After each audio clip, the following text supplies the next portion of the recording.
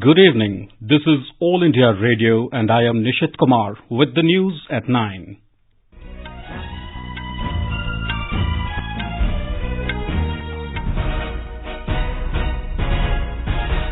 The headlines. Over 64% polling recorded in the first phase of assembly elections in Jharkhand. Sena-led Maha, Vikas, Aghadi wins the trust vote in Maharashtra. 169 MLAs favour vote of confidence. BJP stages walkout. Prime Minister Narendra Modi says numerous decisions have been taken to accelerate development and enhance India's unity. India and Japan condemn growing terrorism, describing it a major threat to peace and stability in the Indo-Pacific region.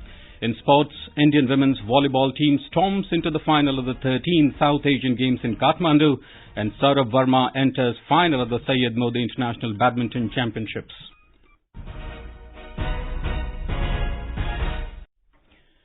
An estimated 64.44% polling was recorded in the first phase of assembly elections in Jharkhand today. 13 constituencies spread over 6 districts. Chatra, Palamu, Gumla, Garhwa, Latehar and Lohardaga went to polls in this phase. Jharkhand Chief Electoral Officer Vinay Kumar Chaube said the percentage is likely to increase after receiving the final poll figures. Mr. Chaube said today's polling was challenging as most of the polling booths were in the Naxal-infested areas. बहुत बड़ा challenge था।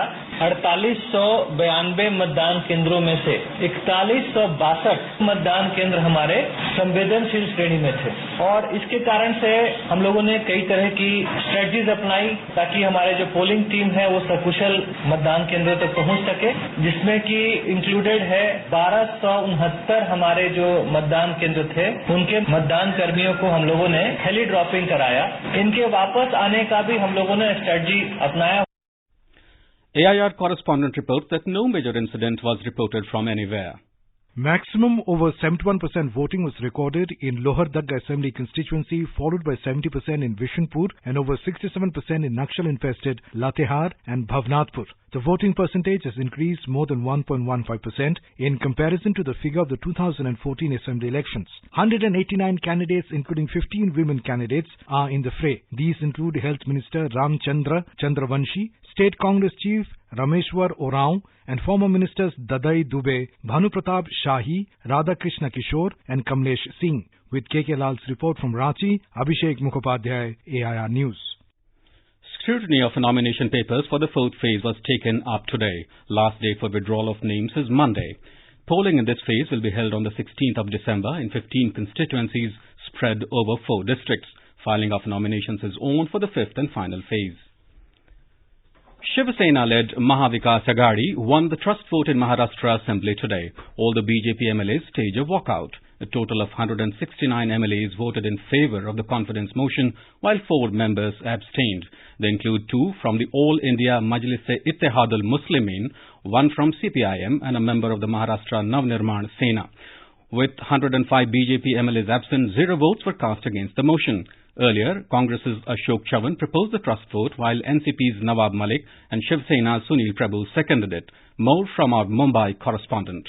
Maharashtra Chief Minister Uddhav Thackeray thanked all MLAs for placing their trust in him. Addressing the Assembly after comfortably winning the confidence motion, Mr. Thackeray dismissed BJP's claim that his swearing-in ceremony violated constitutional norms. He said, taking names of Chhatrapati Shivaji Maharaj and one's parent is a part of Maharashtra's culture. Earlier, the BJP MLA staged a walkout claiming that the proceedings were not being conducted as per rules. Questioning the need to replace BJP MLA Kalidas Kolambakar from the post of pro tem Speaker, BJP leader Devendra Fadnavis said there is no such precedent in the history of India. Even as pro tem Speaker Dilip Valse Patil claimed that the newly formed Shiv Sena NCP Congress government has complete authority in this regard, Mr. Fadnavis remarked whether not playing Vande Mataram to signal the start of proceedings was also a new norm. Meanwhile, the election of regular Assembly Speaker is scheduled for tomorrow, where Congress MLA Nana Patole will take on Kisan Kathore of the BJP. Nisha Rani, AIR News, Mumbai.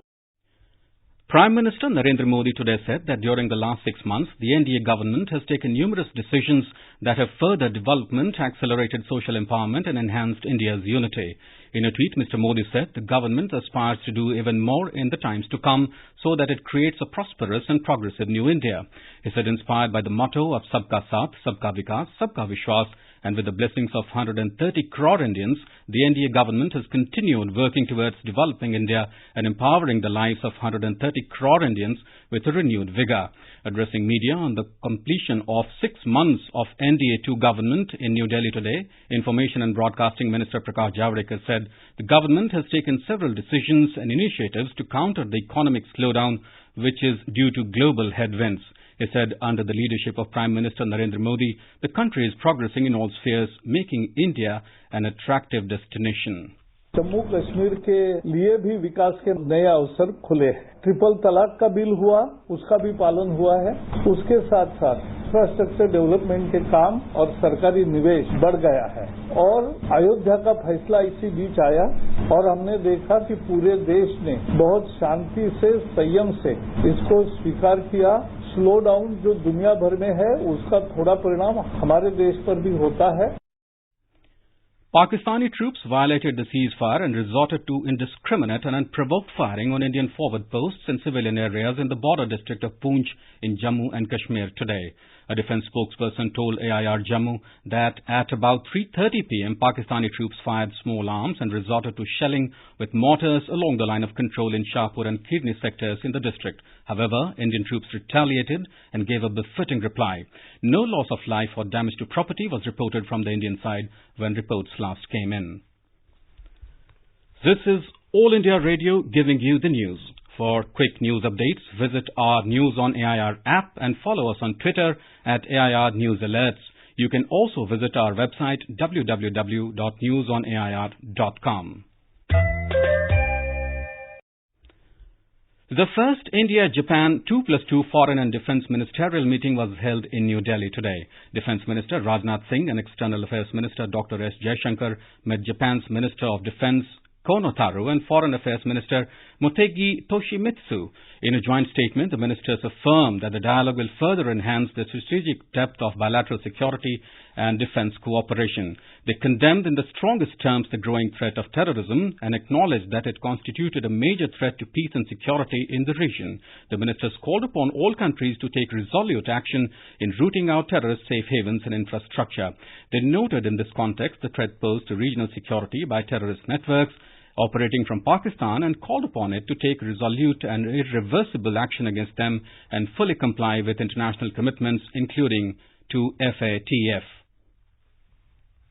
Recalling that the two sides had a shared vision of a free, open, inclusive and rule-based Indo-Pacific region, the ministers emphasized that further strengthening of a bilateral cooperation was in mutual interest of both countries. It would also help in furthering the cause of peace, security and prosperity in the Indo-Pacific region. Both sides welcomed the progress made in deepening bilateral defense cooperation last year. The ministers expressed their intention to further promote cooperation in the field of capacity building in maritime security. The ministers appreciated the existing exchange program between the defense, educational and research institutions of the two countries and expressed the desire to continue and expand the exchange program. With Saubhagyakar, Anand Kumar, AIR News, Delhi.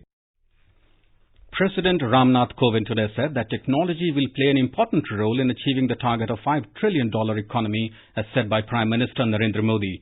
Mr. Kovind was addressing students at an international conference in Pranveer Singh Institute of Technology, Kanpur.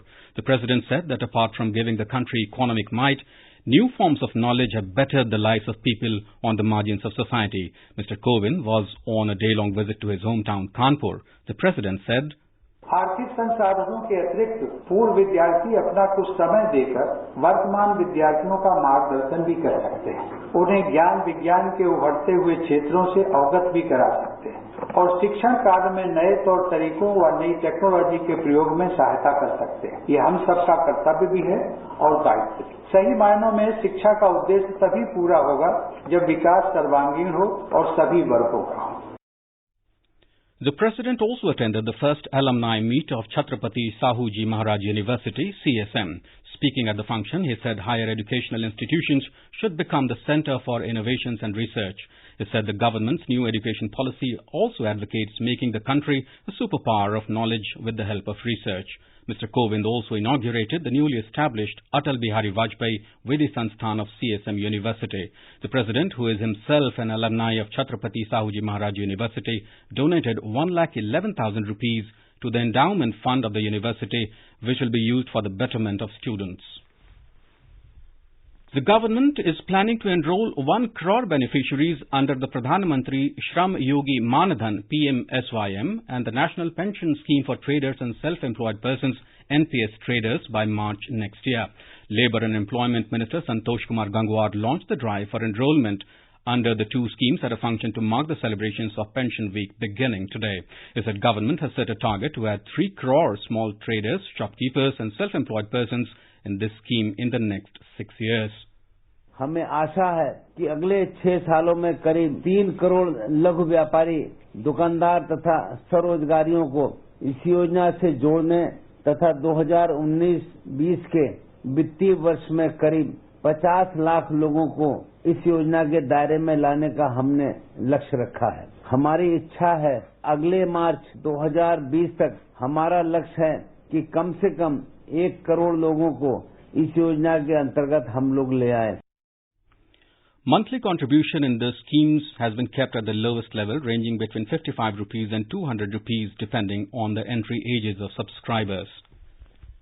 Environment Minister Prakash Javadekar has called for increasing the forest cover in the country with an efficient use of compensatory afforestation fund management and planning authority.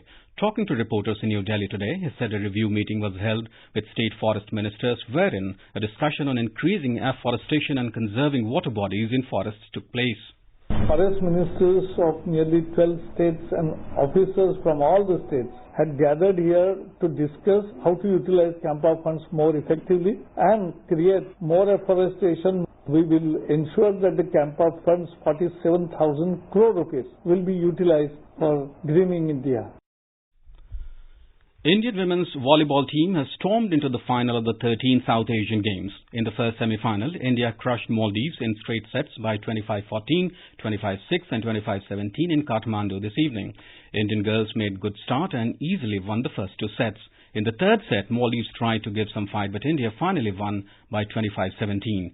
India will now take on the winners of the second semi-final, which is underway between hosts Nepal and Sri Lanka. In the men's section, India will take on Sri Lanka in the first semi-final tomorrow morning. The second semi-final will be played between Pakistan and Bangladesh in the afternoon. The opening ceremony of the 13 South Asian Games will be held in the evening. In badminton, India's Sourabh Verma entered the finals of the Syed International Tournament in Lucknow today. He beat Hyuk Kwong Hee of Korea 21-17, 16-21, 21-18 in a semi-final match. However, former national champion Rituparna Das bowed out of the tournament, ending India's bid in the women's singles. She lost to Thailand's Pitayapon Chaiwan 22-24, 15-21 in a 39-minute women's singles semi-final match. Kidambi Shrikant made an exit yesterday after losing in the quarter-finals. Ace Indian women shuttler Saina Nehwal and PV Sindhu have given a miss to the tournament. In cricket, Australian opener David Warner hit a rare triple century during the second test against Pakistan in Adelaide today. Warner finished unbeaten on 335 when Australian captain Tim Payne declared at 589 for 3 on day 2 against Pakistan. This was Warner's biggest innings ever in the day-night test cricket format. With this, he joined an elite group of 10 players to reach the milestone. Warner passed Sir Donald Bradman and Mark Taylor's mark of 334. News Services Division of All India Radio has launched Urdu version of its news website today. Users can log on to www.newsonair.com/Urdu for news in Urdu. Till now, the website was available in Hindi, English, Marathi and Gujarati. On the occasion, Principal Director General of All India Radio News, Ira Joshi, said that Tamil, Assamese, Dogri language versions in the website will soon be launched. And before we end the bulletin, the headlines once again. Over 64% polling recorded in the first phase of assembly elections in Jharkhand.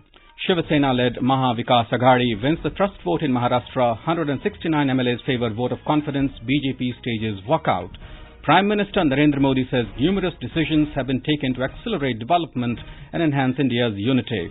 India and Japan condemn growing terrorism, describing it a major threat to peace and stability in the Indo-Pacific region.